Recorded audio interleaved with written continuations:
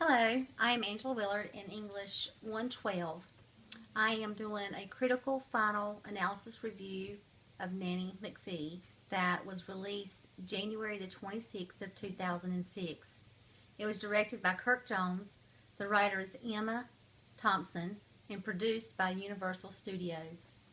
The movie begins with an empty chair in the studio of the home of the Browns. Then the 17th nanny runs out of the house screaming, "The kids ate the baby!" as she runs to the funeral parlor to find Mr. Cedric Brown, who owns the funeral parlor.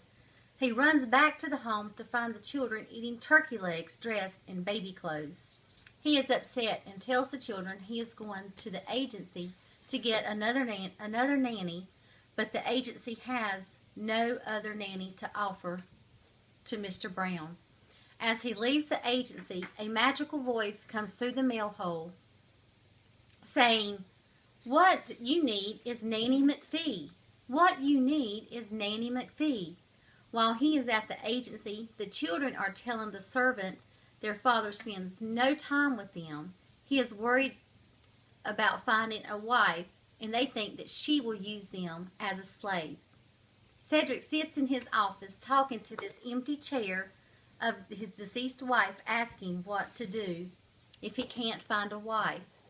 During this time, the kids are supposed to be in bed, but they are in the kitchen terrorizing the cook by gagging her and tying her down to the table and destroying the kitchen.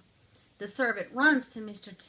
Cedric Brown, telling him that the kids are destroying the kitchen.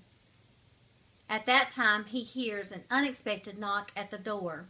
As he walks closer to the door, he sees a silhouette of a woman, and he's puzzled who it may be. When he opens the door, the woman introduces herself as Nanny McPhee, a government agency nanny. She is a hideous-looking woman with gray hair, moles on her face, a snaggled tooth, and large nose, dressed in all black with a feathered hat. They walk to the kitchen to see the destruction the children have made. She tells the children to stop, but they just ignore her. She shows her walking stick that seems to have some type of magic powers. She lifts the walking stick and strikes it to the floor, and in an instant, the kitchen is clean and the children are standing at attention, and they are told to go to bed, and they do obey. She goes upstairs to tell them good night and explains how she works. When she is no longer needed but wanted, then she will stay. When she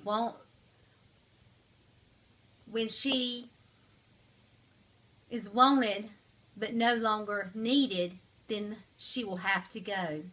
Simon, the oldest, yells and says, "We will never want you." And she says, "Then I will never leave." Nanny McPhee tells Cedric that she has 5 lessons for the children. The first one is to go to bed, and it is completed. Then, one wart disappears off her face. With each lesson learned, there is a transformation to Nanny McPhee.